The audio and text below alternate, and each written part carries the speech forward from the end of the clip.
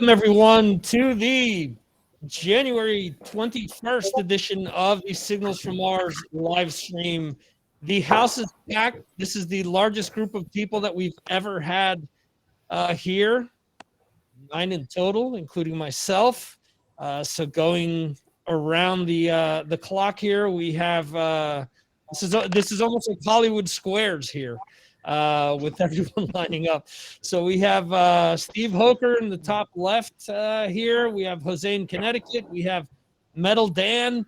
We have Jerry from Long Island. We have Dr. Poison Brad Dahl, bottom corner there. We have Johan in Sweden.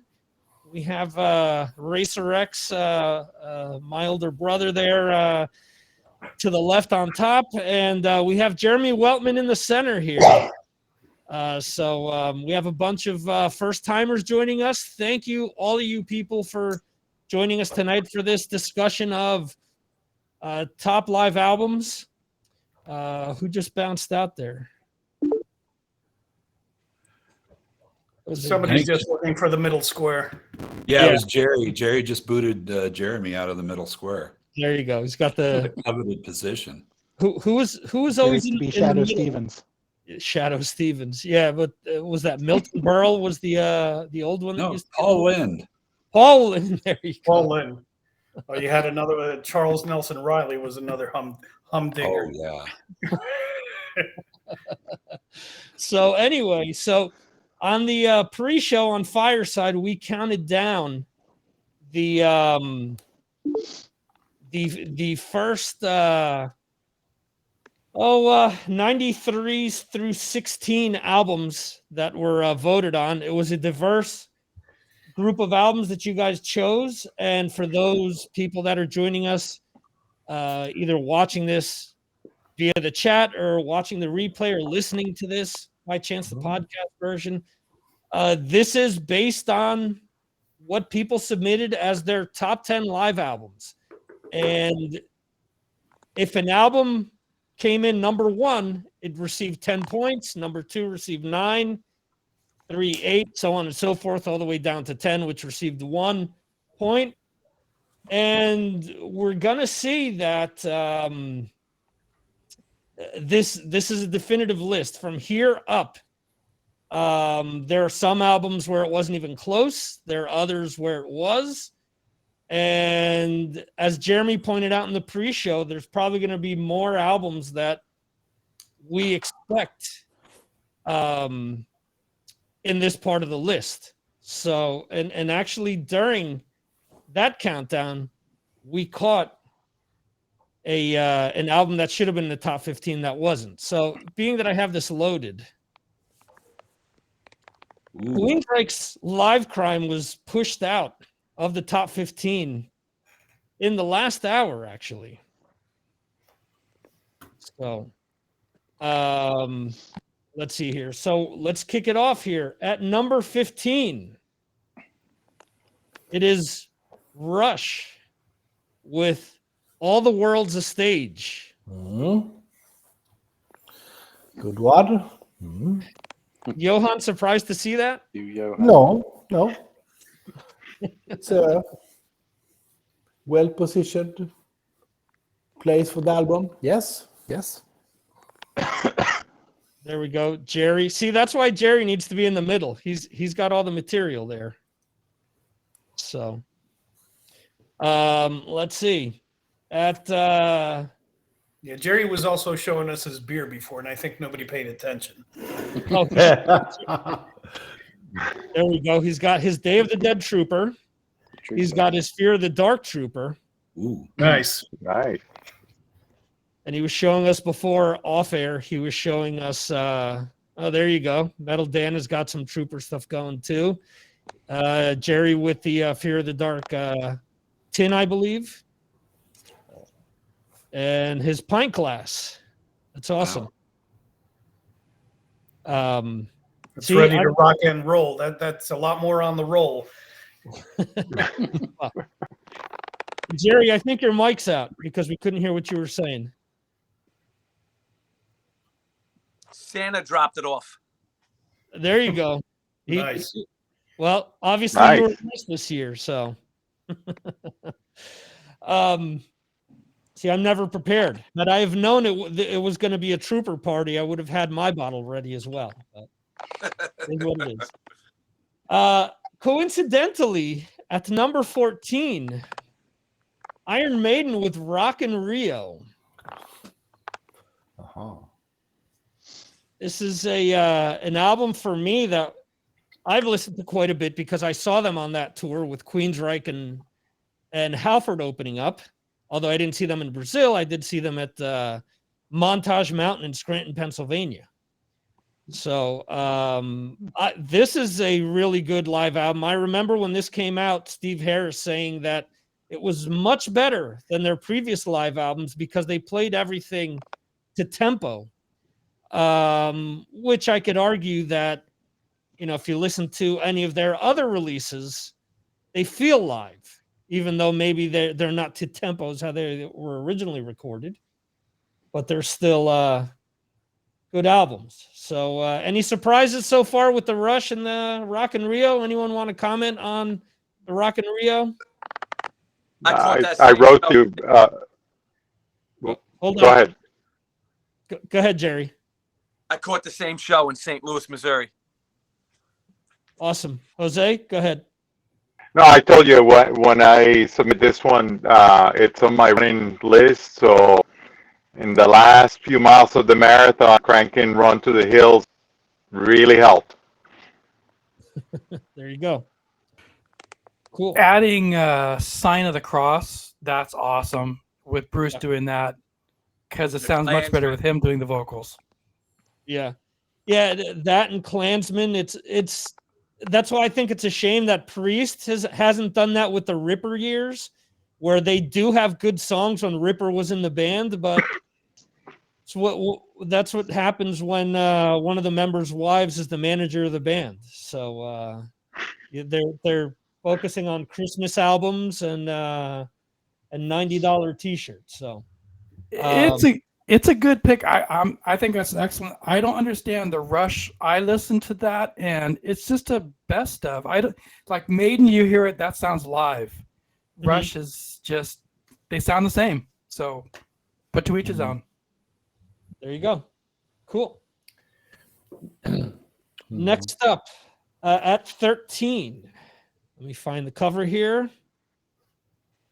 It is Queen with Live Killers. And Dan and I had this conversation about how there could be a list of greatest Queen albums because they've released a bunch of them. And a lot of them are really good. I've listened to Killers quite a lot. I've listened to Live Magic quite a lot as well. And it's funny because Brad, I think you know the guys from DC4. You've interviewed them, if I'm not mistaken. So I believe it wasn't Jeff Duncan. I think it was his brother Matt. Jeff is also an Armored Saint. When they released a live box set, the single was the fast version of We Will Rock You. And Matt had posted saying, I don't know why they've remixed this song this way. They're not going to get any more fans out of this. And I'm thinking, seriously? Like, you don't know that they've been playing this song like this since 75?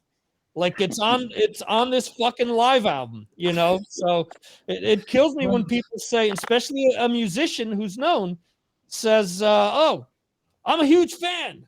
But they're such a big fan that they didn't even know that they were playing the song that way. I mean, it kills me. Yeah, well, he's a bass player. Well, takes one to know one, right there, Brad?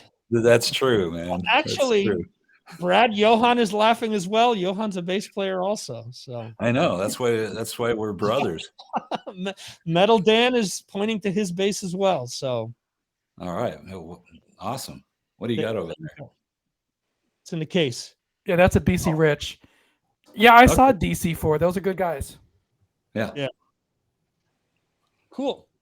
So anyone want to speak on Live Killers, Jeremy? Yeah. I mean, that was my number one, actually. Although I could have picked any of my Ooh. top 10 as number one. And the reason is it was a really important album for me growing up. It's one of their earliest live albums. I think it might even be the earliest album that they released. The first one. Late 70s. Brian May's just amazing on it. I mean, if you want to hear Brian May as a rock metal guitarist, that is the album, because he's awesome. I mean, the whole band was brilliant at that time, and obviously they morphed into a totally different outfit later on, but they were a proper rock band at the time, and that album proves it, I think. Yeah, it's Brian that I think does 39 live, does the vocals. It's just amazing. Yeah. So what you're saying is you don't like them with Adam Lambert now? You're not saying that they're rock gods now? Personally, post Freddie dying, they haven't done one thing that I've liked. I don't like what they did with Paul Rogers, and I don't know. I don't get it. And they were a huge band for me at one point in time, but it just got to the point where I bailed. I just didn't like what they did. He's a big act to follow, isn't he, Freddie? I mean, it's difficult to follow in his shoes.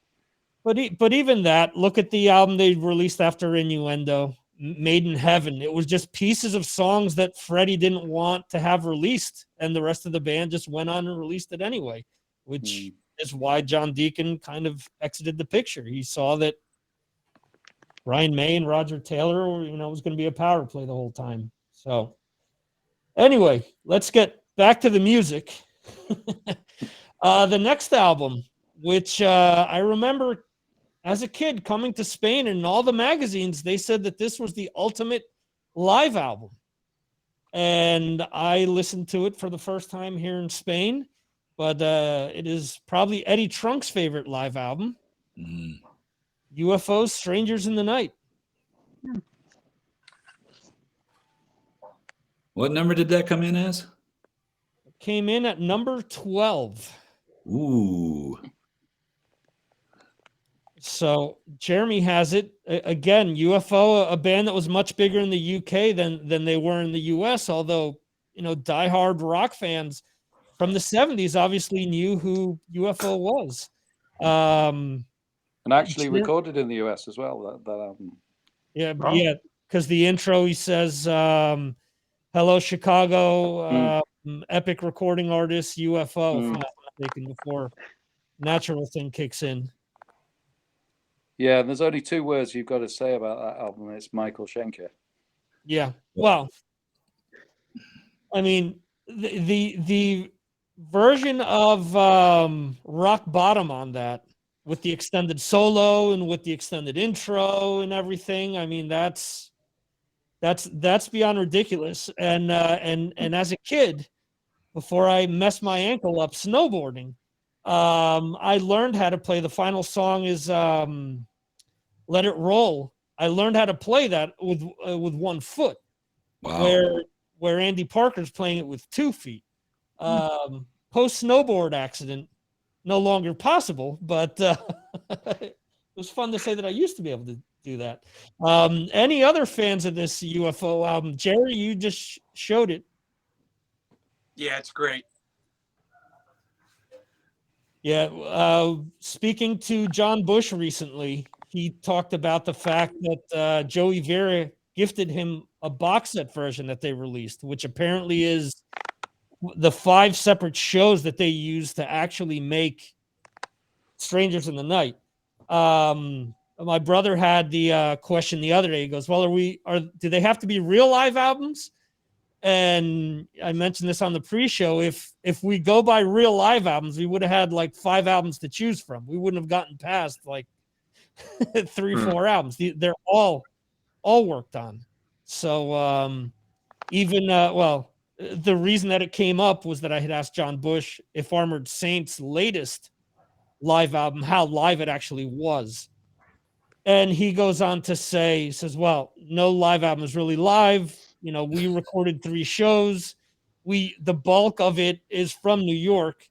but there is one song that's from St. Louis because it just sounded better. So they Is must have that had. Go ahead. like something fairly new, or if you go back to older albums from the 70s or maybe even the 60s with the limited technology now, though, you start finding more true live albums? None of the albums that I have mentioned so far are 100% live. You could maybe pinpoint AC/DC Live, which came out in 1990. That's completely live because you can hear Angus Young break a string on a song. The Metallica box set, which I mentioned earlier, Live Shit Binge and Purge, that's completely live, which is no surprise because if you know what Metallica has done, they have a site called livemetallica.com, which 2-3 days after a show goes down, they release the shows warts and all. They don't edit them at all. So outside of that, most every other band, if they have the money, they polish stuff up because they want it to sound as good as possible. Is that a young Viking we're seeing there on the screen? Yeah, there you go.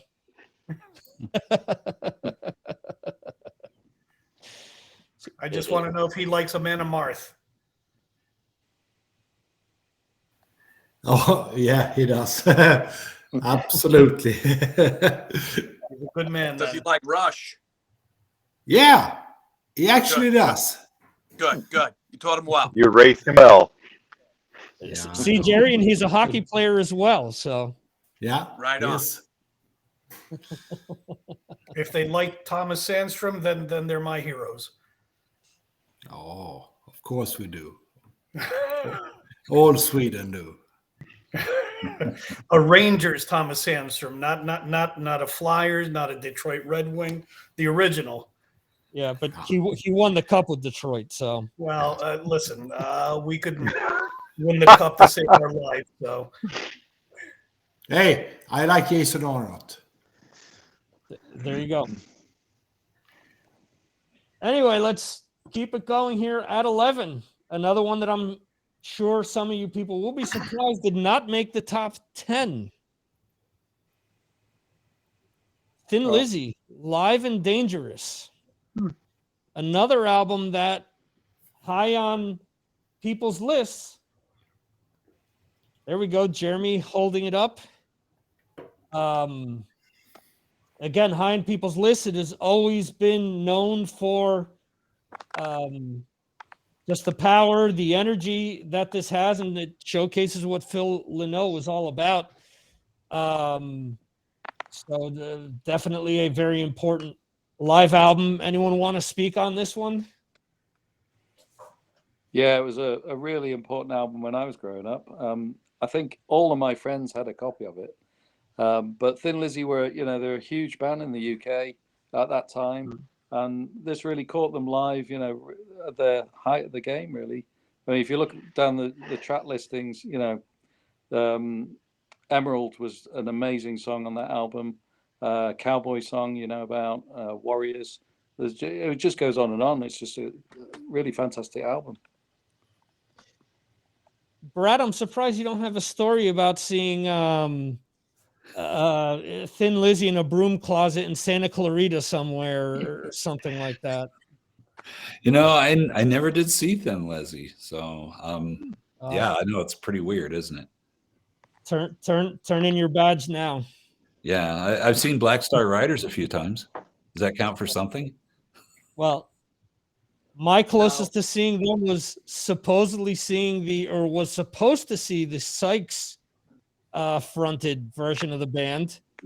But for whatever reason, they didn't show up, and instead we got Lizzie Borden. So, How was Lizzie?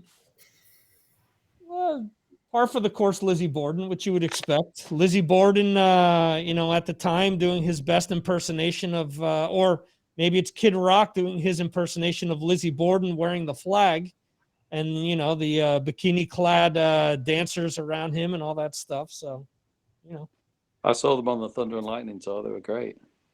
Oh, you did? Okay. Yeah. Cool. Where'd you So- see that show? In Liverpool, 1983. It was February the 13th, 1983. And the only reason I remember the date is it was my mate's 16th birthday. There you go.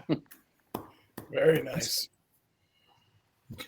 That was impressive. Yeah, good. It was cool. I was about 6 rows from the front as well, so I was quite close to Phil, right in the middle. Nice. Oh wow, Yeah. awesome. Very nice.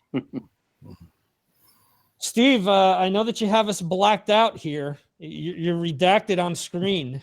I hope that you're still hanging out there. I know. I don't know what's going on.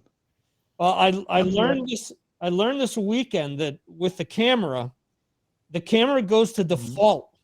So if you switch it to front or back, it'll actually it should change from a black screen to something else.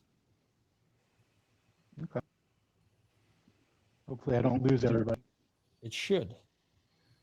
That's the operative word. So did Murderous Metal Show live make your list? Lizzie Borden? It did not. No, It's Lizzie very Borden. live. Is it? My opinion. It's old. It's old school. What, 84? Okay. 5-ish? Yeah. Yeah, we had, like I said, 93 albums that people voted on, but no Lizzie Borden actually. And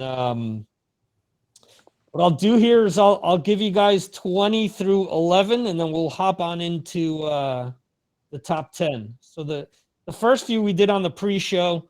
At 20 is Slaughter with Stick It Live. At 19 is Marillion with Reel to Reel. 18, Blue Oyster Cult with On Your Feet or Your Knees. 17, AC/DC Bonfire. 16, Operation Live Crime by Queensryche. 15, All the World's a Stage by Rush.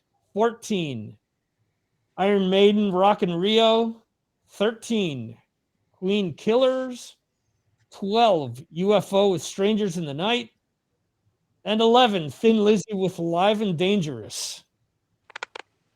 So, number 10 is before seeing or hearing this album, I believe MTV or VH1 used to play it all the time. At 10, The Song Remains the Same. No by way. Something wrong with you guys. I didn't vote for that, Jerry. It wasn't me. Jeremy, there's no way that's number 10. Jeremy, that's number 1. Come on, you're in England. Help me out, brother. It's well, it's a fantastic album. You are right. You are right. I'm actually ashamed to say I didn't put it in my top 10, but I would have done. I would have done. What happened with The Song Remains the Same, and we'll see this with a bunch of other albums where people may say, why didn't this album make it, or why did that album make it? Some of these bands released a bunch of different live albums. So Led Zeppelin, for example, got a bunch of votes for How the West Was Won. What I mentioned on the pre-show that we did, if we would have narrowed it down and maybe done like a pre-vote so that we narrowed down to one live album per band, The Song Remains the Same would have probably gone higher because more people would have voted for it. That with a lot of these.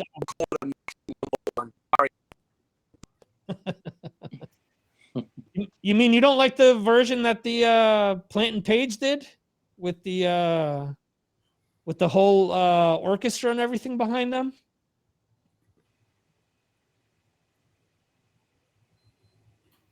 Well, Jerry might have cut out there. All right, so let's see, number 9. There you go. Jerry's showing us The Song Remains the Same again. But at number 9, we have someone that Brad Dahl did see in a broom closet. Judas Priest Yes. Unleashed in the East. Johan, you distinctly said yes. Give us your take on Unleashed in the East. Oh, I mean, it's just for me growing up, it's a classic Judas Priest live album. So now we all know that it's not pre-recorded, but it's you know what I mean. But for me, it's the versions of Diamonds and Rust and the other songs are, for me, classics. And seeing that album in the, when you flip through those records, just a classic. I love that album. And for me, it's a top 10. Absolutely. Thank Excellent. you. Yeah, I agree. Brad, anything you want to add? Yeah, I was going to say, I think that's actually quite a live album other than the vocals. I think Rob was having a bad night on the night they recorded that, and so he went in and fixed a lot of that stuff. But I think that musically, the guitars, bass, drums are all pretty much live. Only negative thing I can say about that is I really didn't like the effects on the guitars. They use those phase shifters on there that kind of softened the crunchiness of the metal guitar. But other than that, I mean, it's fantastic. Those Johan is right. Those versions of those songs, those are perfect. I mean, it's what you want to hear. Victim of Changes. I mean, that's the best version there is of Victim of Changes. And I give a lot of credit to Les Binks. I mean, I was lucky enough to see him twice with Les, and man, that dude could play, and his drum sound live was fantastic. Just though I guess there was something about not having the bottom heads on there and the way they were mic'd, but the toms just, they sounded so good. So great album, fantastic. And every time during those first two shows I saw, Stained Class and Hellbent for Leather tour, I mean, Rob was unbelievable. I mean, he didn't miss a thing. He was just like the best singer you'd ever heard live. So I don't fault him for fixing anything on that album. It's not like he could not do that stuff live, because he did. Yeah, no teleprompters. So he was. Yeah, he was young and a lot of cocaine, and I think that helps your memory. Most singers that I've worked with, they sing better when they're on cocaine. I don't know. There you go. Dan, go ahead. So the Screaming for Vengeance has the live from the US Festival, which is a lot of fun, which I recently checked out. And there's also, I don't think they have it all put together, but there's a cut of Devil's Child. I think it's from Dallas. It's after Unleashed.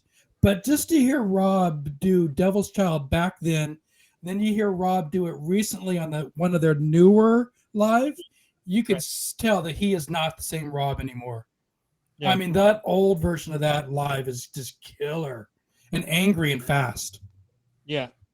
Yeah, there was I actually got to watch the 82 DVD that they put out like maybe 10 years ago, and they do Devil's Child. And it's just ridiculous seeing him just commanding the stage, going back and forth, just singing his absolute head off. And again, I say this time after time. Thank you, Ozzy Osbourne, for ruining that for us and getting into Rob Halford's mind and telling him to use a fucking teleprompter. So now he's glued to those damn things and doesn't move around. But just seeing him back then, even the Priest live show, which I know was touched up quite a bit. Just seeing them then was ridiculous. Now, I mean, Jeremy saw them recently. It's like having 5 Ian Hills on stage. So it's unfortunate, but it is what it is.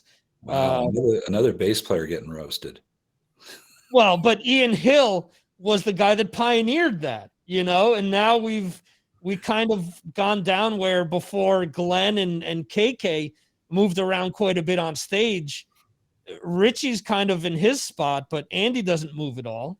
Rob doesn't move at all now. He just does the Metal Gods dance, and that's about it. Go ahead, Dan. Ian Hill hand delivered a guitar, his bass guitar pick, to my wife because she was screaming with him in the front row. He walked and handed and palmed it right in there.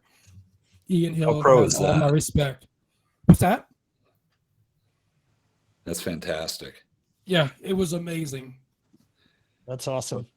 Well, I told the story about when I saw him at the Starwood on the Hellbent for Leather tour, and Ian actually started to move, and he stepped on his cord and unplugged his bass.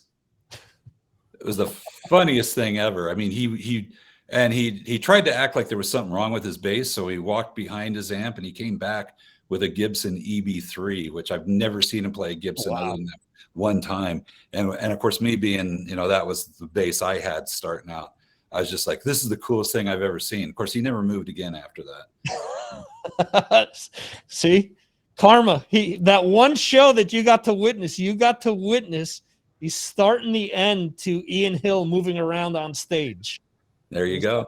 Flash of brilliance. Johan, you had raised your hand before. Did you want to add something? Oh, okay. No problem. Johan may want to add something now.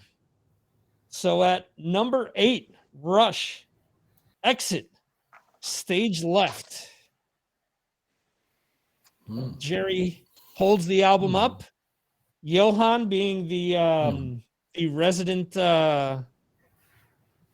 president of the Rush Club here on Signals from Mars, wearing the Rush shirt tonight, he's thinking about his response. Number 8, Johan. Yeah. Well, Rush should probably hold the first 4 or 5 first places, but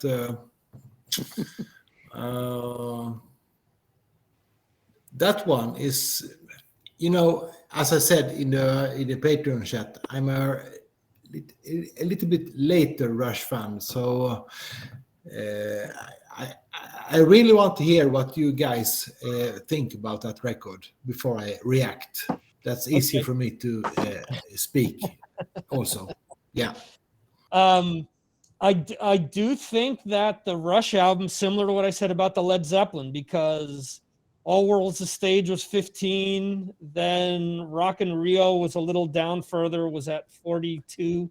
So had everyone have voted for one Rush album, it probably would have made it up a little higher. At the same time, when you guys hear what the top few albums are, I don't think it's going to be a surprise because they're all monumental live albums, just like this Rush album. Similar to what Jeremy said before, any one of these could be number 1 because they're so popular, I think.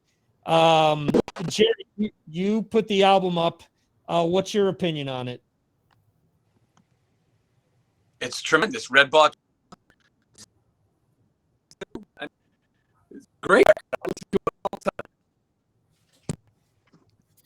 I think the thing with Rush too is that they are so exact in their live shows. I mean, I remember watching an interview one time, and they asked Geddy Lee about, they said, magnificent show. And he said, no, we had, I don't know how many mistakes on stage. So, I mean, they're always out to play as close to studio as possible. So that's really hard to do.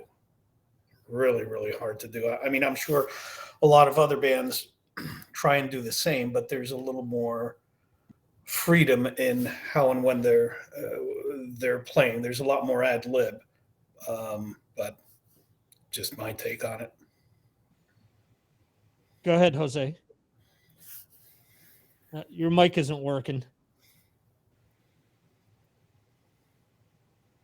No mic. That's too bad. Yeah, Rush is a fantastic live band, and I don't know. I picked All the World's Stage as my favorite live album of theirs. Mm-hmm. And the reason is it's just so real to me. It's like everything just you feel like you're there. The other live albums maybe are just a little bit too pretty. I don't know. I mean, they're really good. I'm not saying it's as a negative thing. I'm just saying that I don't know, that All the World's a Stage just made that band like these guys are real. The other thing too that a lot of people take for granted is that they're a three-piece where, I mean, anyone who's a fan of the band obviously knows that Geddy plays both keyboards and bass and sometimes does it at the same time. And it's funny because I interviewed and sings. I interviewed somebody who's a very proficient bass player here in Spain who was telling me how his band was a three-piece. They wanted him to do similar. And he was telling me that he couldn't play the keyboard parts with his feet. And I said, he's not playing the keyboard parts with his feet. He's playing the bass with his feet. He's playing the keyboard with his hands, if you notice. The bass parts are what he's doing with his feet. So that's a testament to, you know, how great a musician he is, and just the band in general, that all the different nuances and different things that they do, they were live all the time. So, Jose, let's see if your mic's working now. Yeah, hopefully, and it's been glitchy on my end, so I apologize. So I was going to echo what Arturo said, that I saw an interview, I forget what concert tour it was, but Rush would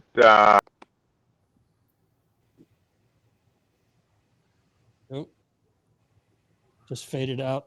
Oh no, he went sideways. All right, Arturo, you want to jump in there and fill in? Yeah, and It must be Sikorsky's helicopters flying over his house, messing up the G5 or something. there you go. Yeah, no, and actually they were a three-piece band on stage. However, there were a lot more people playing air keyboards, air drums, air guitars. Yeah. So it was the front few rows were quite the spectacle, which is you know, pretty neat all onto itself. It's a show. So yeah, how can you hate Rush? You know, it's like being angry at your grandfather. Well, ask Nikki Sixx who tries to you know, shit on them every chance he gets. But you know, hey, Nikki, Nikki needs to. No, wait, their live album didn't make our top list at all? Well, you know, no one voted for Vince Neil 20 seconds at a time, you know. They talk about what did Nikki Sixx say? Oh, he always says how boring and how he didn't understand them and how you know, stuff like that. No. But I mean, it's pure. You have to have an IQ over 70 to get Rush. Yeah. Well, and not only that, you know, you have to remember Nikki Sixx is the only functional heroin addict who kept a diary for a year, you know, of absolutely everything he was doing. So whatever. Yeah, right. Yeah. So I think Nikki Sixx was foreshadowing the fact that he wasn't going to make this list, and that's why he's jealous. So I don't blame him. I'm sorry for Mick Mars. Yeah. Well, I'm sure Mick Mars is sorry for Mick Mars as well. Hey, Jerry, I just got a notification that the Hurricanes and Rangers are starting up in 5 minutes. Not sure if you want to watch that or not. So just. You're going to Boston tomorrow? Yep. Okay. Yeah. All right, Johan, or does anyone else want to talk about Exit Stage Left before we throw it back to Johan?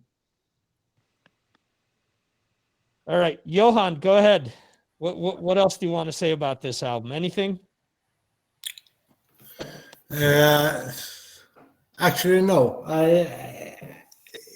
Yes, but it's hard to me to speak from my heart because of the language. So I rather react to your opinion, if that's okay.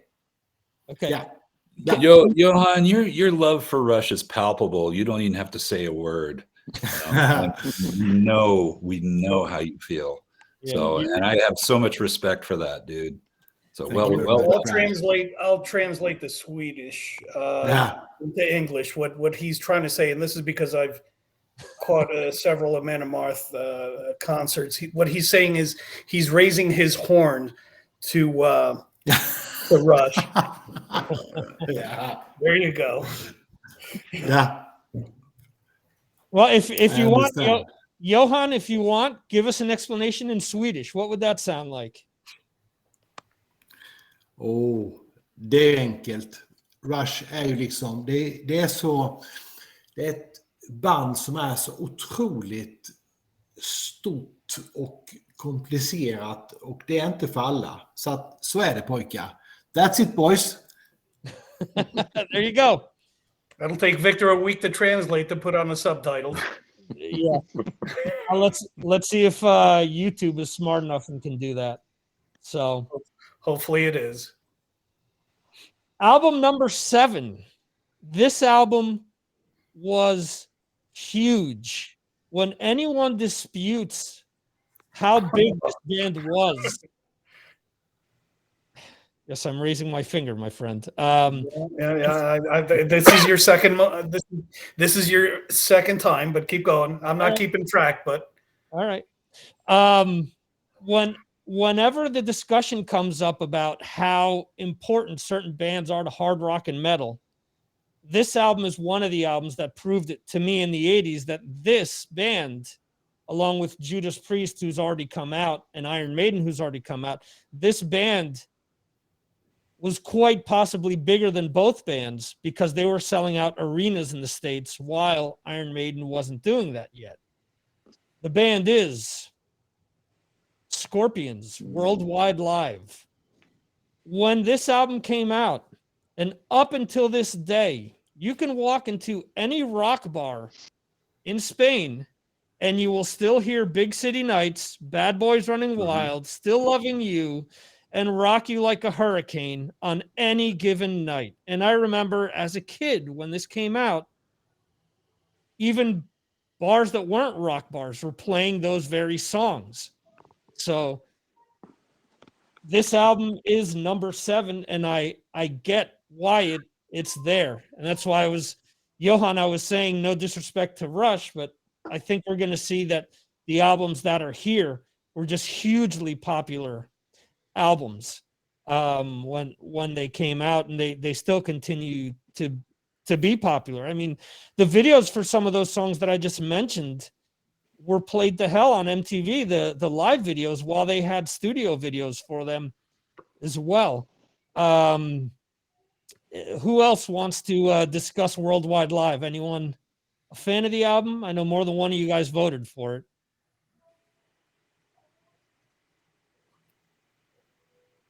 It's the way Klaus says California. So I have German heritage, and it's a very live album to me. It deserves to be there. I own it. I listened to it many times. So it's good. Awesome. And I don't know if Jeremy went to go get the album all of a sudden, but we're checking. He has it. Yeah. Yeah, he has to have it. Yeah. Yeah, they reference, I guess it's recorded in San Diego. So it's very local. So it was a huge album when it came out. Yeah, absolutely. When their songs came on cue on MTV, you didn't move. You stayed put, you know? Yeah, absolutely. And I mean, they knew how to feed their audience because, you know, it was concert footage, it was babes, it was, you know, they knew how to coming off the airplane, taking the hat off the police officer, putting it on, the whole driving down the Autobahn at, I guess, 200 kilometers an hour, which was a big deal back in the day. Yeah. The Forks in the Eye, the album cover, they were edgy and slightly on the sadomasochistic innuendos as far as their imagery. Oh yeah. Yeah. And I can actually say that I got to see, I've told this story many times. I got to see the opposite. I got to see the police officer take the hats off of Klaus and Matthias and everyone else going through customs. So I've gotten to see both sides of that scenario. Oh, nice.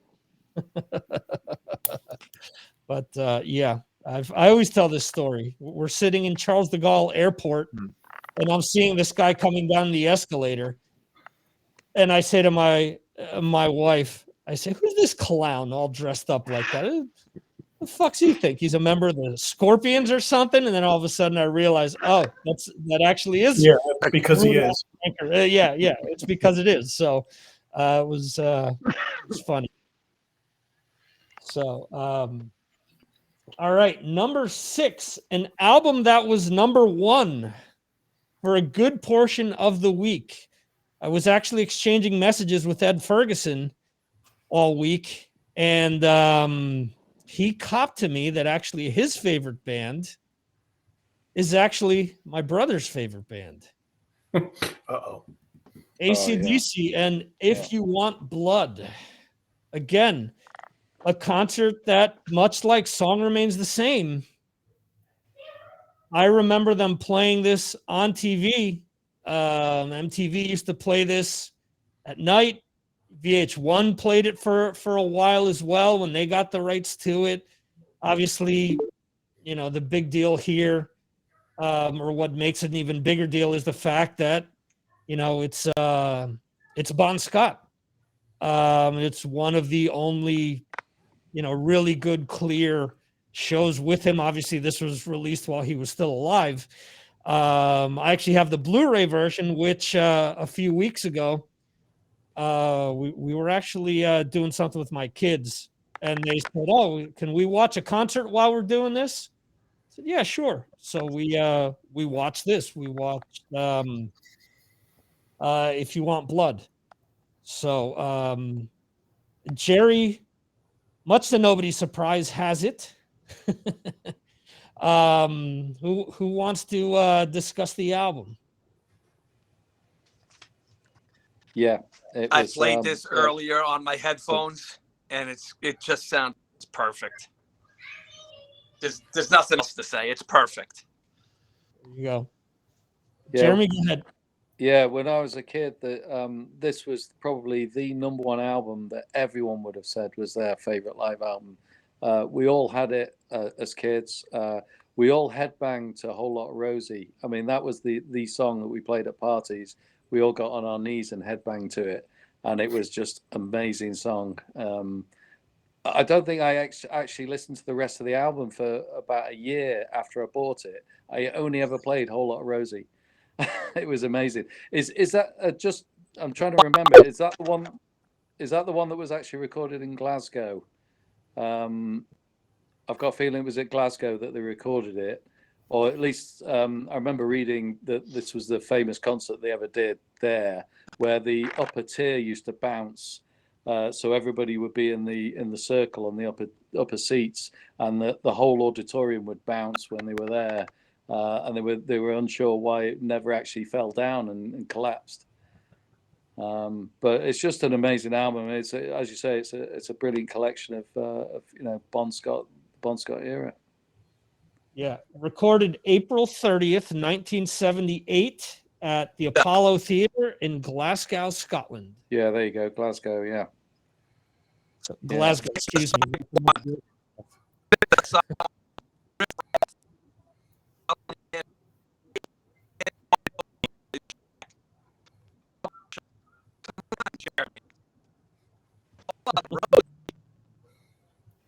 Yeah. The Jack is an amazing song as well. I think that was the first song I actually ever played along to on my guitar as well. I was just going to say, being the blues guitarist, I'm sure that Jack really stood out to you. There you go. Yeah. Cool. Anyone else want to mention anything about the album? Much like a whole lot of Rosie, a Problem Child was my go-to song. I think I might have played that about 8 hours straight before I moved on to anything else, and perpetual loop. Yeah, so and I would do that to the people at work, and I really didn't care. I'd have it down low enough for myself, but it was playing music for myself. But yeah. We used to roll up our trousers to it as well. That was the other thing. There you go. Well, this was, didn't you mention previously that this AC/DC is what you guys would put on when you guys would have the get-togethers, and it was like the only crossover band that would work to dance with the girls or something like that? Yeah, well, it was the album that we put on at parties in garages and when we were kids, and yeah, it was just it was amazing. Yeah, we'd be on our knees with our trousers rolled up. We grabbed tennis rackets. We were having a great time. You got the jack. There you go. Awesome. Hopefully not. Well, he said there were girls there. You know, when Steve does say something, he nails it. There you go. Number Even in darkness. Even in darkness. There you go. Number 5 is an album that Jeremy was telling me all week was going to be number 1. It is an album that both of us had on our list, and I can say right away that this is the first thing that I ever listened to in my life when I was 4. Thanks to my brother, Kiss Alive 2. So all these years later, podcasting 2022, you can blame my brother Art for this.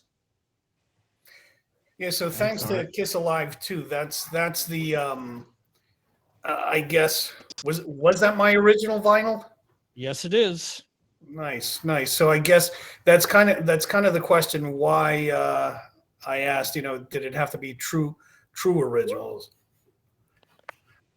versus was it true recording? And that's kind of why I went with a live one, since it was the original. But yeah, it was you had the tattoos, which are very, very sought after back in the day. Showing up at school with the Kiss tattoo. I'm sure they were lead tattoos back in the day, which were really awesome. You go with your mercury fillings. Yeah. FDA approved. Yeah. But yeah, I don't know if you remember, Victor, a lot of times, like, we would record it, put it onto a cassette, and that's what we would listen to in the morning while getting ready to go to school. Wait for my friend Stefan to come by, and we'd listen to whatever was queued up or already playing, and then we'd head out to school, and we'd be talking about Kiss, and yeah, it was fun times. Yeah, absolutely. For me, I mean, the Evolution of Kiss, I think, is the name of the booklet that originally came with it. I mean, it's here, but it's shredded to hell. I mean, the bottom of this album the jacket is being held by Scotch tape, which went on at some point in the 80s. I can't even begin to say how many times. I mean, every album we had, the little collection that we had was I think as soon as we got home, there was something on the turntable. Yeah. And our parents would get home, and then the volume would be turned down from at 11. Well, we weren't at 11, but we were at 7, 8 a lot of times. The old RCA turntable rocking the house. Yeah. So this image right here at 4 years old is what you guys can blame for me doing this show at 48. So that was Victor's pose in the front of the house when he was playing air guitar, and the cars would be driving by, and he'd be on his air guitar, and people would be honking and just waving at him as they're driving by to go to Welch's store. Remember that? yeah, well, That was his first taste of fame. infamy. I don't know about fame. Infamy. Yeah. They wouldn't do anything today, as they could be accused of being pedophiles today, but There you go.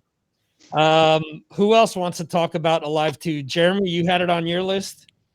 Yeah, it was it's hugely important in the UK as well. It was probably my first introduction to Kiss. I think a friend of mine had the album, and I bought it off him. I bought a secondhand copy of the vinyl, and I listened to that. And obviously, Kiss with not just the music; it was the look and everything about Kiss that was very different. But yeah, they were very big over in the UK at that time. I think they broke big when that album came out.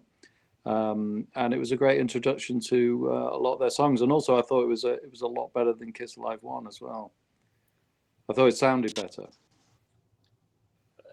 That, and for me, the song selection to me is better on Alive 2 than Alive 1. I mean, there are songs that I could interchange personally, like there are certain things that I could do without on Alive 2, Beth and Hard Luck Woman being the main things, but I could, off of Alive, I don't like all the songs either, but this was definitely it. And that side 4, which wasn't live, but it still had a lot of great stuff on it. It had Ace it Frehley. definitely showed a progression in the band's maturity, and by that point they were just taking off. So and it's a shame because they were taking off, but it was also Alive 2, if you kind of think about it, was also the beginning of the end, because although they did have ghost players on Destroyer and on other albums, I mean, side 4 only has Ace Frehley on one song. It doesn't have Peter Criss on every song. So it was, the sign of things to come.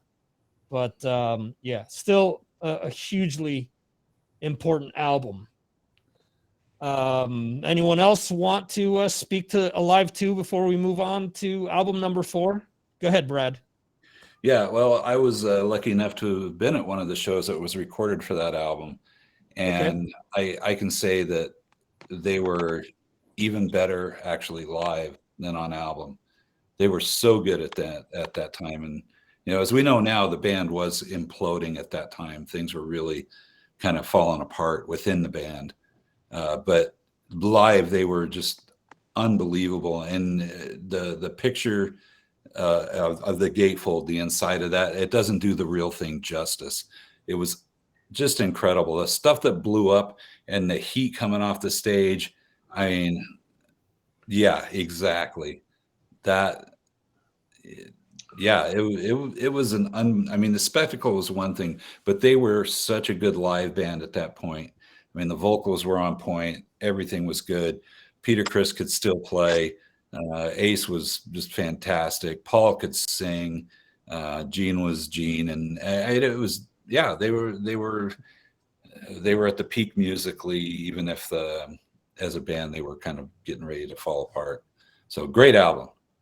Definitely bombastic. I mean, it was, and that's what they are. They are a show, but aside from all the blood fires and smoke out of the guitars, I mean, they brought the music. They threw down. So it was. I mean, they got a lot of crap because of the makeup and the show and everything.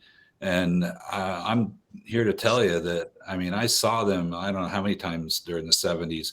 Those guys could all play and they could all sing. And they were really, really good live. Yeah, I think the misconception with Peter Criss as a player is that he was a monster then. I mean, he could play. To me, Peter Criss in the 70s was as important as a John Bonham, as important as an Ian Pace, as important as a Neil Peart. I'm not saying that he was better, but he had his own style. He had a swing jazz style that he brought that no one else was bringing to what they were doing. And that influenced a lot of people. I know a lot of people that want to do revisionist history will tell you, oh no, they sucked because their songs weren't as good, this and that. At that point in time, there are very few other bands that influenced as many musicians as Kiss did for everything that that you guys are saying. And you know, much like you guys are mentioning, I still have people that I've spoken to about Kiss here and there from the UK that will instantly pan them. Oh, it's just the image. It's just the image. No, no, they were my generation's Beatles. I mean, they were more responsible for people picking up musical instruments in my age group and those right behind me than any other band. Any other band. So. Agreed. All right, so moving on to number 4. This was also something that was in a heavy rotation as a child. Oh, wow, it made it. Wow. Cheap Trick live at Boudicon, the original, because they've since done a Boudicon 2. They've done a Boudicon the whole show where they combine both. And much like all the other albums that we've discussed, this was the majority of it was re-recorded in the studio. But I do think that the love that a lot of people have for a lot of these songs, I think a lot of people really don't care. I mean, the version of I Want You to Want Me off of this is the definitive version for most people. And I don't think that anybody sits there and says, yeah, I don't like it so much because they dubbed the crowd screaming in behind them. For the most part, nobody gives a shit. I mean, for a point in time there, oh my God, they re-recorded this, they re-recorded that. Okay, let's get back to listening to it now. You know, it was like a passing conversation at one point in time, but in the end, that version for a lot of people, the Boudicon version, had that emotional connection with people. And at the end of the day, that's what matters, you know, at least in my opinion. So that album broke them. I mean, they really weren't that big until that album came out. Yeah. Yeah, this was, I'll always say it, we had Alive 2, we had Destroyer, we had Boudicon, Back in Black, Led Zeppelin 4, Ted Nugent's Scream Dream, and that was the constant rotation every day. So Live at Boudicon plays a huge part for me in my musical upbringing. So so I can throw this to my brother. What originally turned you on to Cheap Trick and to want to get this album? At the drums, Mr. Bunny Carlo. And I could picture him with a cigarette button just going at it, his arms just going at the snare drum with this unpretentious, I'll say, and I'm sure it wasn't, but crappy little drum set, and he was just rocking it. Rick Nielsen was very just seeing him with his whole guitar collection. He had that, I don't know how many necks. There was like at least 5 necks. I don't know how many. So his guitar collection was amazing. What turned me on to Cheap Trick was actually, I think I was in either 5th or 6th grade, and I went. This was in the summer. Went down to recreation, and one of the girls down there that was looking after us, or one of the chaperones, or whatever you want to call them, back in the day, I guess they were either like freshmen or sophomores in high school, and they were talking about, oh my God, we went to see, and it was Van Halen and Cheap Trick at some point, and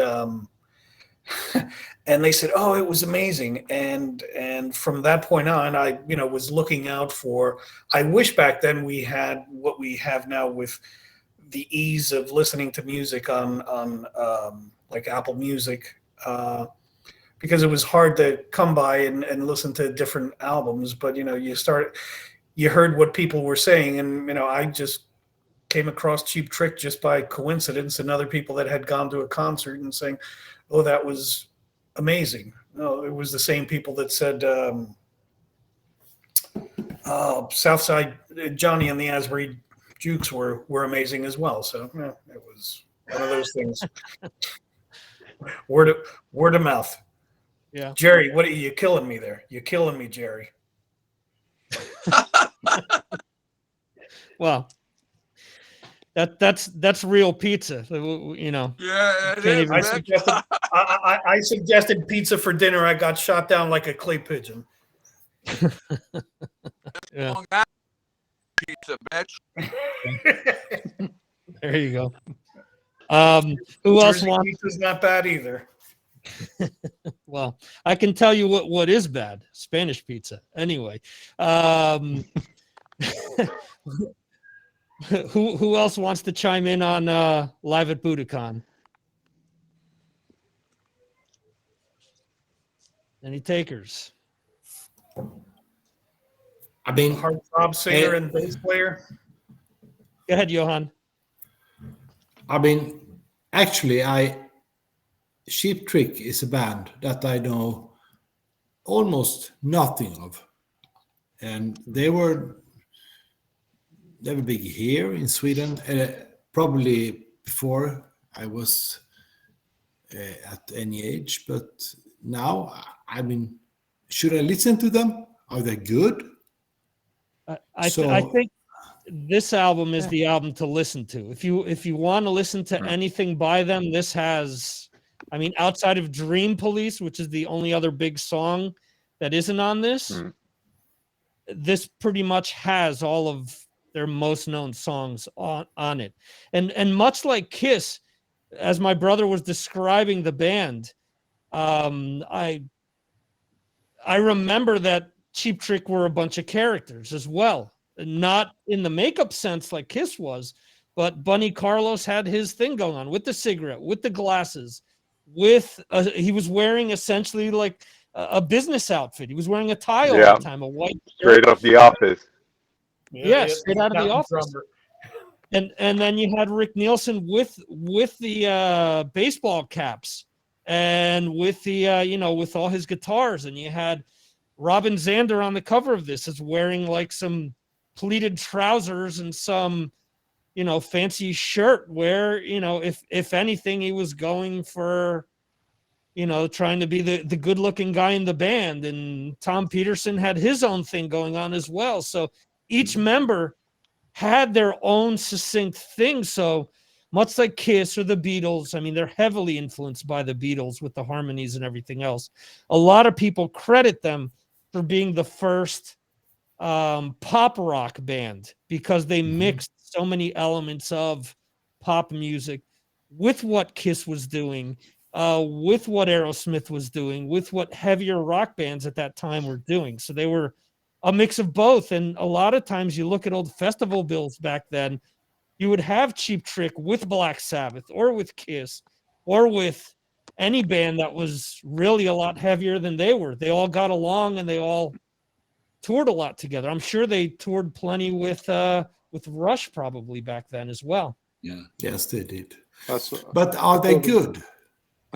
Well, yes. I saw them about 3 years ago supporting Def Leppard, and they were really good live. They're on for about sort of 45 minutes or so, and I'd never really listened to them before. I'd heard a few songs by them, but they were fun live. Yeah, good fun band. Yeah. Unfortunately, Bunny Carlos is no longer the drummer. It's actually Rick Nielsen's son Dax is the drummer in the band now, but he plays everything to a T like Bunny did. So it all stayed within the family.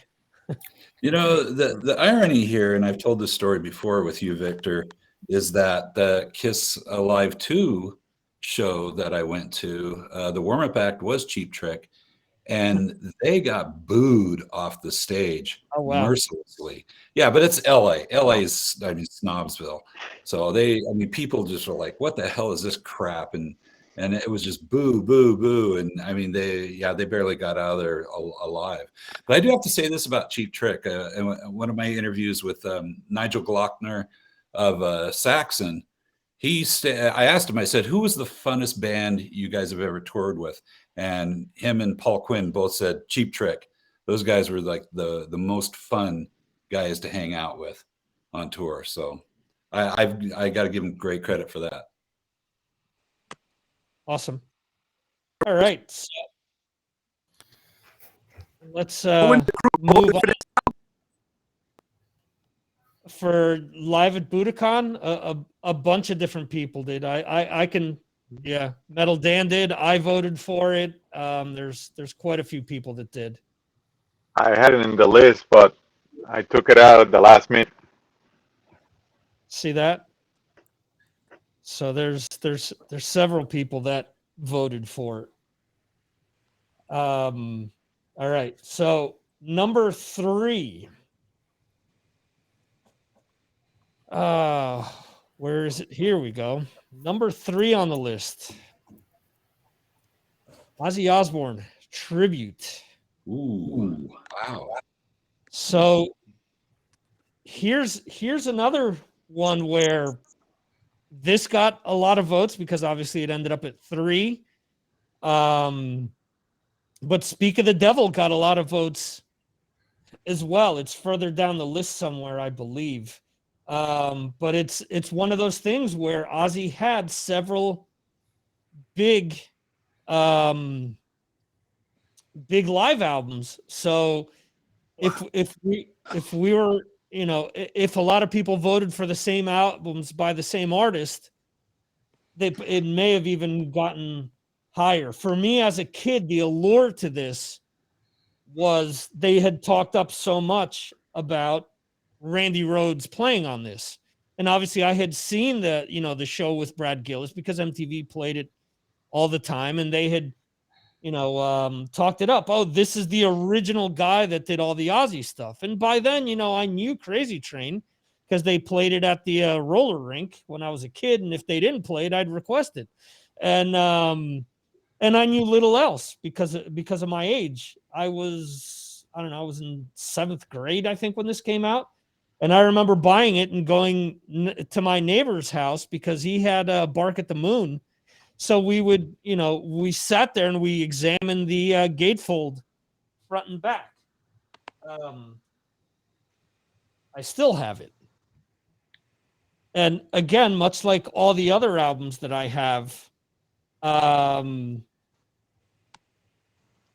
this is scratched to hell because I don't know the opening riff. Like you hear Randy's, like just the first note, and then it skips to like the next verse instantly. So it's and unfortunately the reissue of this, they cut out the entire the beginning with Carmen Burana because they didn't have the licensing for it or some shit. So they took it out, and it still sounds cool, but it's not the same without that operatic intro, and then all of a sudden I Don't Know kicks in. But and does anyone else want to talk about Tribute? It was the heaviest at its time when it came out. I mean, it was very, very hardcore back in the day. Yeah, and I mean, if you think about it, if you listen to a lot of the guys from Metallica talk, they'll say that Randy's playing is what gave them the evolution to do what they did in thrash, specifically the song Revelation, Mother Earth, Revelation, my bad, with the acoustic intro and the acoustic pieces, and then the faster solo, which Metallica took that. And I mean, you look at songs like Master of Puppets and Battery and Blackened and stuff like that. So there's elements of that they've used over the years, definitely. So, anyone else want to talk about Tribute? It was my first Ozzy album. Okay. And I had, I saw it and I was like, okay, this is a good way to get like a good part of the catalog. Right. I wasn't sure, so I got that, and so that was my actual introduction to a lot of songs. Yeah, I'd heard Crazy Train, like I'm sure all of us had, but not much else. Yeah, the other good thing too is if you had tribute, you essentially had every live album after that as well, because it made up the bulk of every other True. live album that he's released since, unfortunately. But True. this is bread and butter. I was also like I think it was Live and Loud. That was Ozzy's other, like the next live album, I think, right?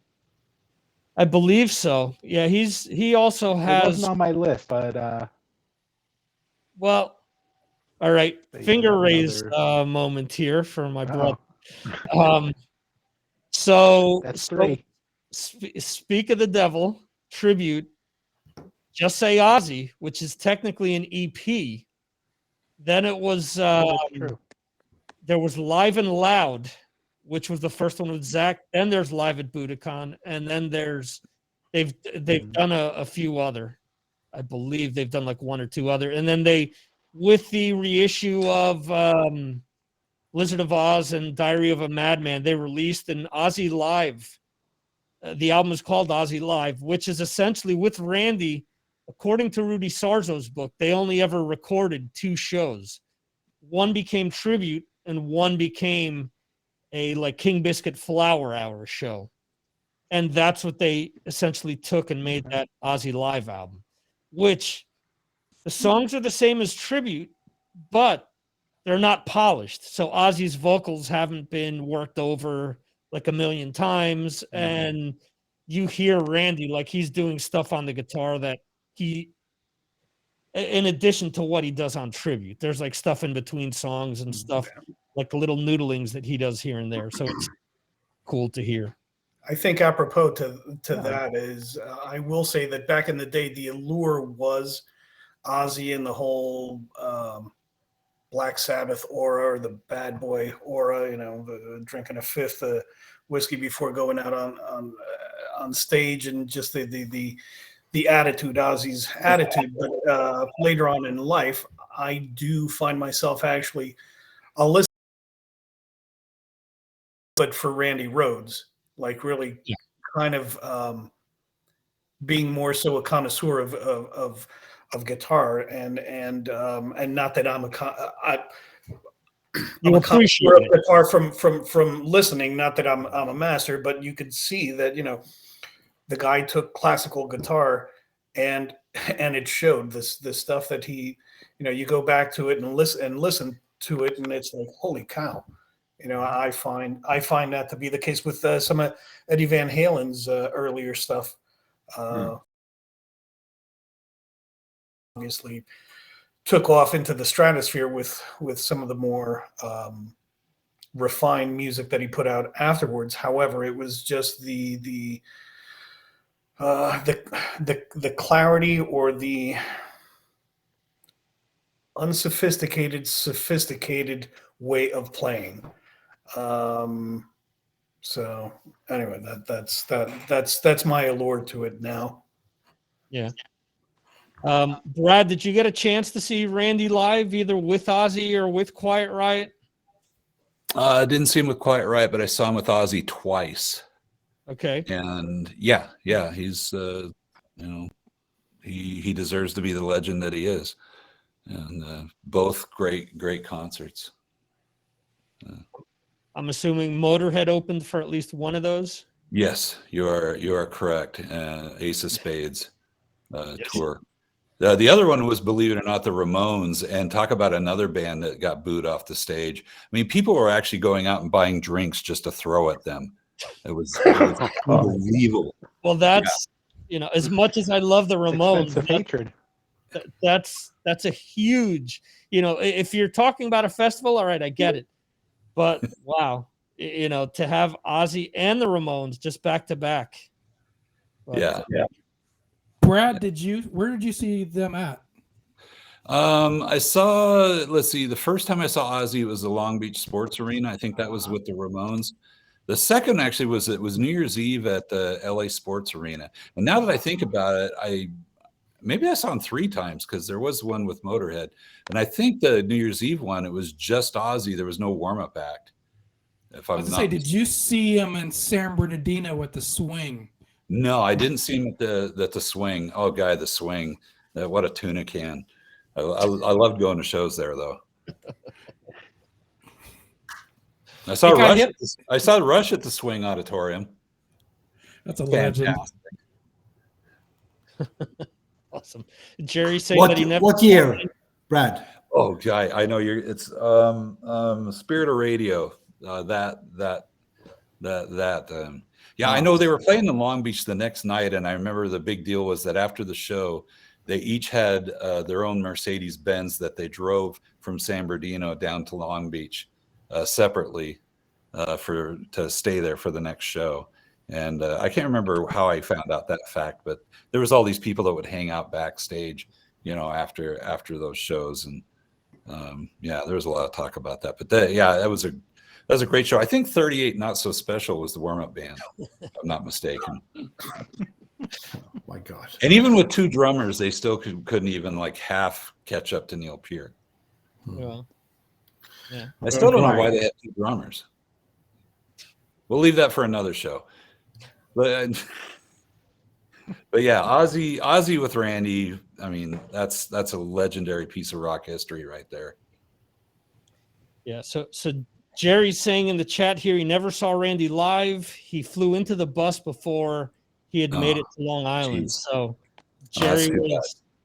Jerry was supposed to see the show, I'm assuming, and just due to that didn't get to see them. It would have been interesting to see them also right after that tour. There was a week, 10 days where he played with Bernie Torme, and then Gillis came in, and so that's another one of similar to like your stories, Brad, for people that have seen him, during one of those dates. That's like a badge of honor. I got to see Ozzy with Bernie or Mel Torme. Yeah, not Mel. Did I say Mel? No, I did. Oh, okay. I was just saying that would be really something to see. Well, absolutely. In any event, moving on to number 2. This was also number 1 for quite some time, but you want the drum roll? Is that what you're looking for there? Yeah.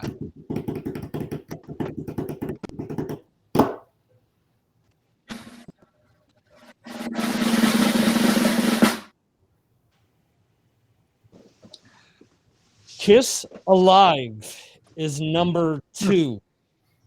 This was much like what you guys were mentioning before, with Boudicon being the album that made Cheap Trick.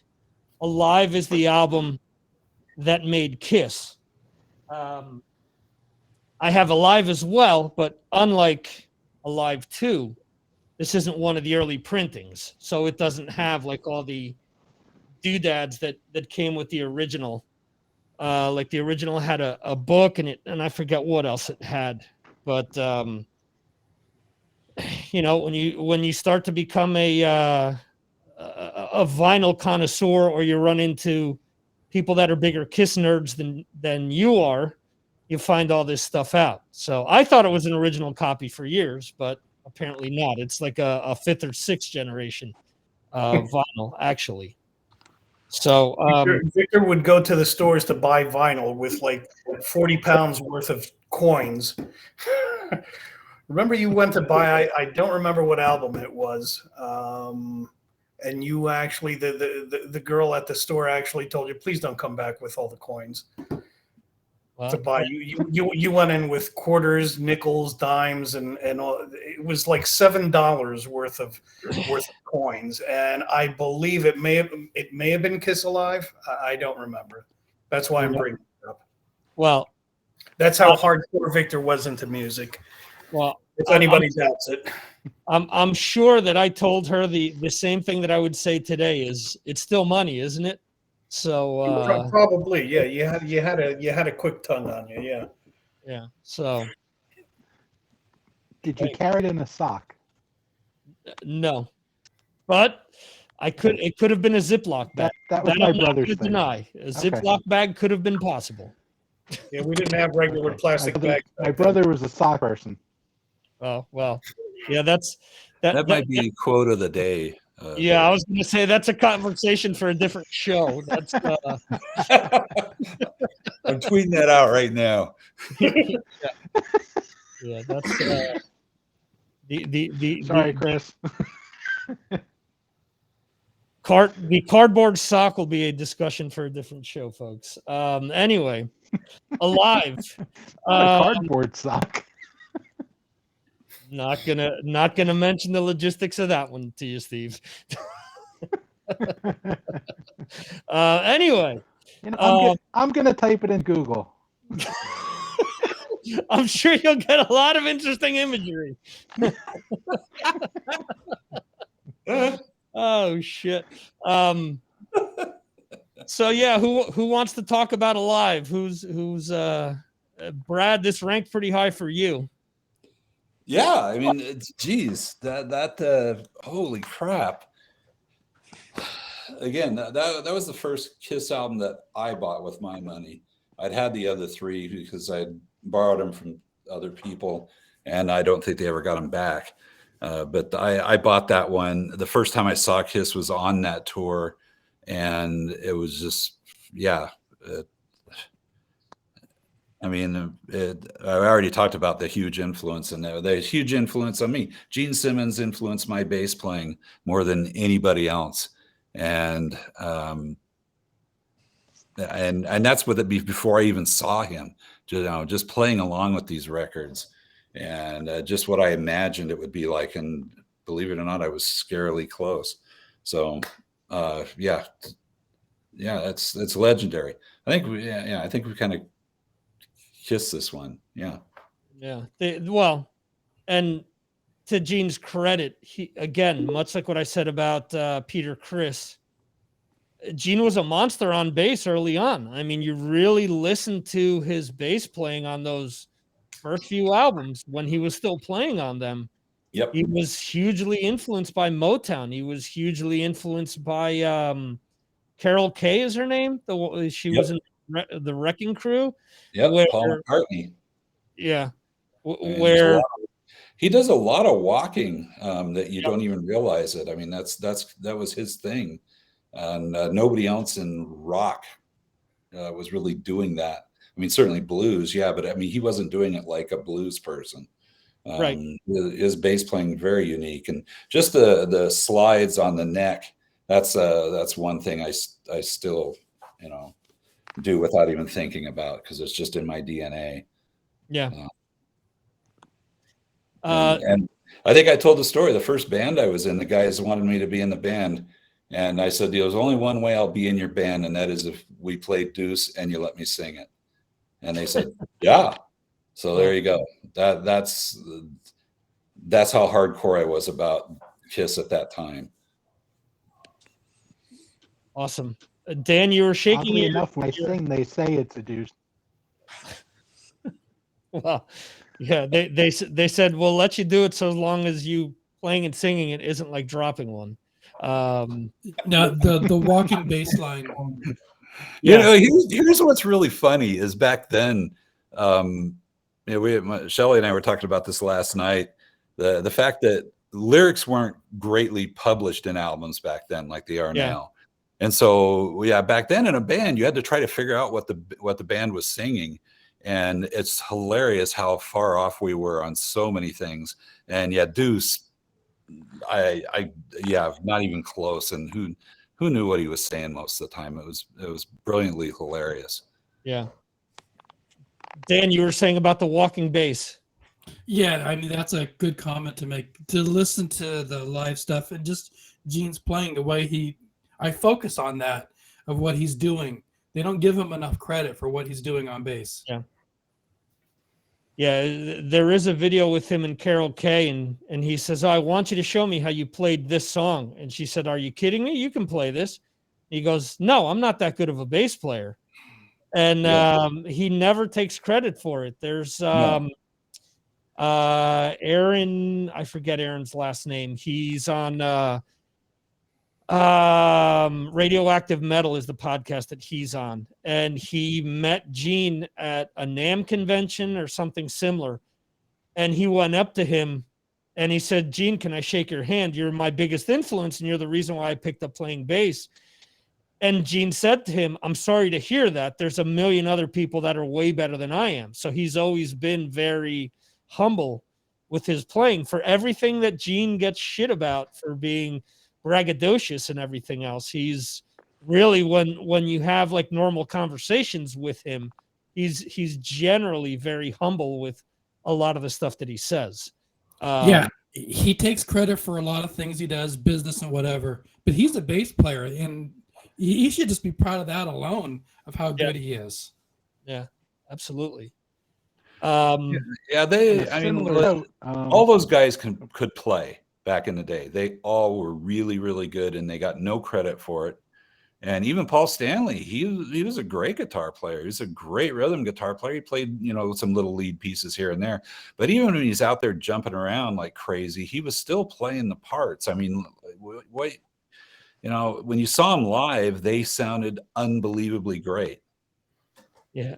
Songs like Rock Bottom and stuff like that, the intros to those songs and the chord progressions and stuff, a lot of people pan it off to say, oh, it's just easy. No, try to play the songs like they were originally written, not how you think they sound.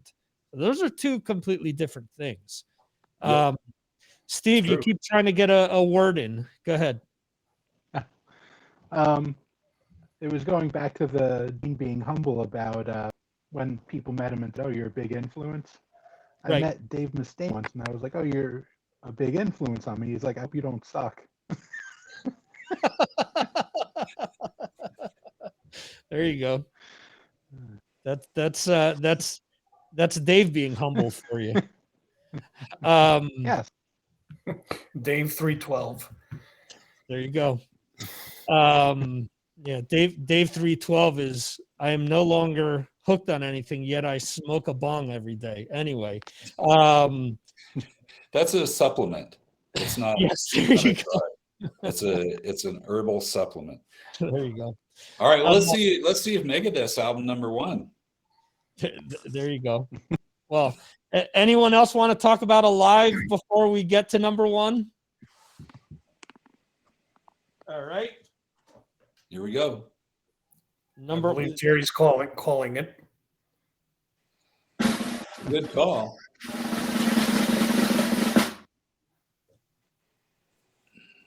Yeah. Live After Death. Absolutely. Jerry probably has the original copy. I got, before vinyl started being the thing again, I got it was only being printed in Japan for a long time. So I actually have a Japanese copy that I got off of eBay like 15 years ago. But just an amazing album. Let's see if I can play this without getting demonetized this week. But I will always remember hearing this for the first time because we were going on a trip. I was freshly off the plane here in Spain. We were going on a hiking trip for the weekend. There's hullabaloo around that. And this little kid comes up to me and says, hey, you speak English, don't you? Yeah, I just got off the plane, just came from the States. Okay. Can you translate what the singer's saying here? And the moral of this story is this is what not to do if your bird shits on you. So yes, I had to tell this like 8-year-old. So he's saying, and the moral of this story is what not to do when a bird shits on you, as well as explain before Revelations, ironing curtains or something like that. So I had to explain to this kid, well, they don't always make sense when they say shit between songs. It's just filler, just trying to get people in the mood. So Iron Maiden, Live After Death. I'm going to say something though about Bruce, okay? Go ahead. Is that none of that stuff was, the same shtick, you know what I mean? It's not like he said that every night. Like there's plenty of guys who do that. Every night it's the same introduction. Every night it's this. Bruce is 100% off the cuff. And he's, if you get him on a rare night where he's really on one, he's incredible. Well, on the VHS copy, DVD copy, he goes on and talks about the fact that that the original poem written by Samuel Coleridge was about Queen Mary, and about he wrote it to her and she read it on the toilet in secret while she was having menstrual cramps or something along those lines. I mean, the story is completely different to this is what not to do when a bird shits on you. So, you know, and in between, yeah, the banter's completely different. I always found it amazing that Steve Harris would say, I don't like this album because we played the songs too fast. But that's kind of, again, kind of the allure to the album. There's a special feeling to it that makes it sound live, as opposed to some of the other stuff that not only Maiden has put out, but other bands have released. To me, this is hugely important. It was the first live album outside of Kiss that meant anything to me. So, I mean, it was a chance meeting of this kid on a bus playing a, you know, copy that he had, and me coming back from that trip and buying Live After Death and Peace of Mind the following day in a record shop here in Spain. So to me, it's a hugely important album. And, you know, to just hear the crowd, hear how they were playing the songs. And yeah, it's two different shows, and they've never lied about it. Well, actually, sides 1 through 3 are taken from 5 separate shows at Long Beach Arena. And then side 4 is from the Hammersmith Odeon in London. But Jerry, since you're holding it up, your thoughts on Live After Death? Arguably one of the best concerts I've seen live. So you got to see them. Period. You got to see them on this tour. That's what Coliseum said. There you go. Is that the year of the riots? There were riot gear at the Coliseum. Well, here in New York / New Jersey. I think it was the Madison Square Garden show where, and I guess some of the riots started when they were knocking the police off their horses and trying to take the horses down themselves. That's how interesting the show was. Yeah, for this tour though, as Jerry was saying, they played Radio City. It says that they in the actual book, yeah, that's on the inside. They did like 5 nights at Radio City. It was the only 2 shows the only 2 places they did 5 dates on that tour was Radio City and Long Beach Arena, which is where this comes from. So I always wondered, you know, did they record the New York shows just in case, you know, and then decide that they were going with Long Beach instead? Obviously, Long Beach Arena is probably bigger because Radio City holds, I think, 10,000 people. Radio City isn't that big, you know. No. It's smaller than the Garden, and the Garden for a show is like 15,000, I think, at the most. And I felt so sorry for Bruce for his hearing problems after the Long Beach shows. Yeah, Long Beach fucked up his hearing for good. There you go. Jeremy, the importance of this album in the UK. Yeah, well, all Maiden albums were really important in the UK, and you know, just to have Iron Maiden on a live album was really, really exciting at the time. I picked up on what you were saying about them saying it was very fast. They're playing the songs fast. That doesn't surprise me, because a long time back in their history, they played on Top of the Pops in the UK, which is you know, sort of a Thursday night program where we'd hear bands play. And Iron Maiden were one of the only bands that ever played live on that. And they played Twilight Zone on there, which was very fast. Or was it Wrathchild? I think it was Wrathchild. It was a double A side anyway, I think, at the time, the 2 songs. And they played the song really fast. And I remember at the time thinking that they'd rush through it.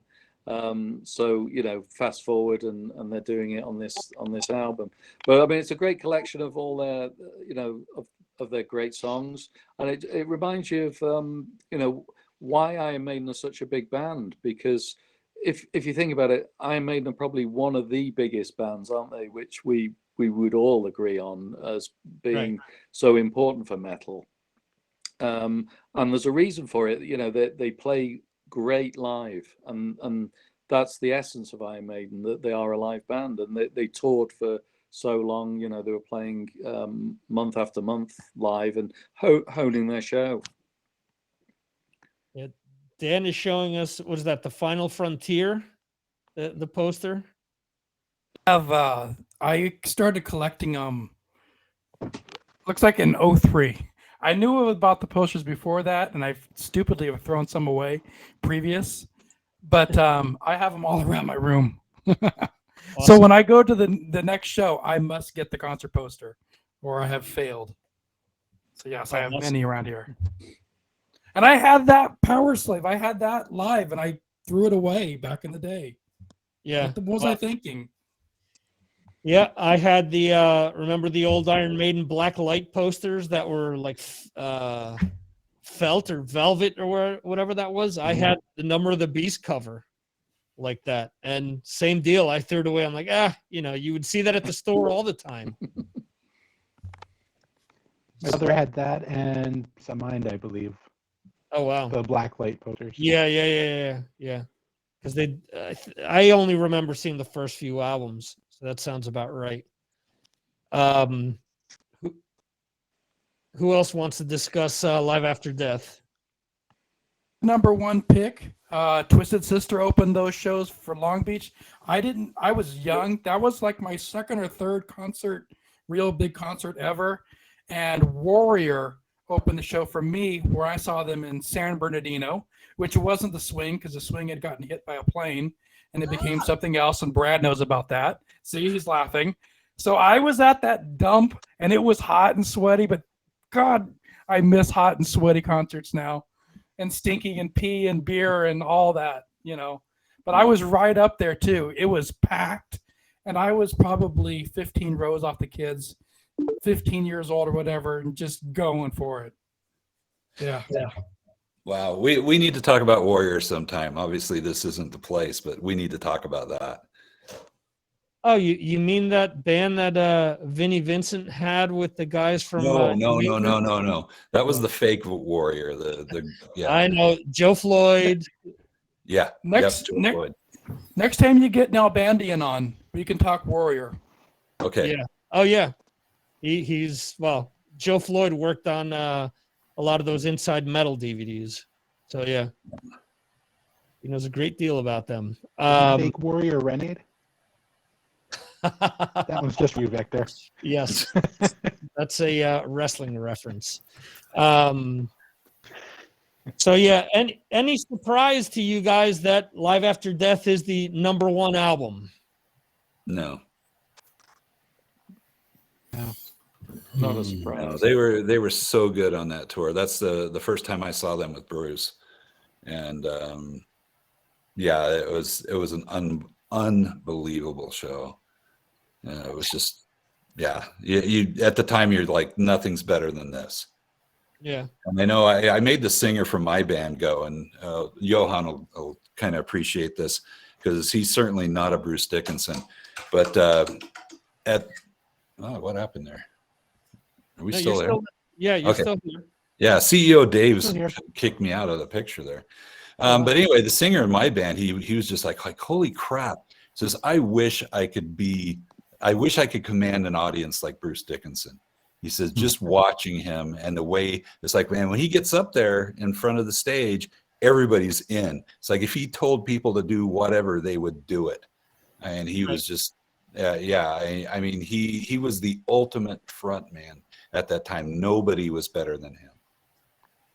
And what was it like for you seeing them with Deano and then jumping over to Bruce? I mean, instantly did you?